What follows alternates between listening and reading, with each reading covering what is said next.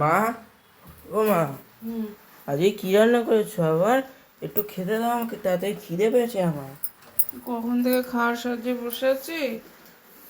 এ দেখ, এটা হচ্ছে ভাত, এটা হচ্ছে ওল কচু, ওল দিয়ে আর চিংড়ি মাছ দিয়ে আলু দিয়ে এই ঘন্ট তরকারি। আর এটা হচ্ছে মুসুরির ডাল, টমেটো ধনেপাতা দিয়ে মুসুরির ডাল। আর এটা হচ্ছে আলু, উচ্ছে, কাঁকরোল সব কিছু পেঁয়াজ দিয়ে ভাজা। আর এটা হচ্ছে মাছ ভাজা। আর এটা হচ্ছে কালকের কচুর শাক আছে, আর ঢেঁড়স আলুর একটু তরকারি ভাজা আছে। আর ওখানেও একটা কালকে মাছের তরকারি আছে।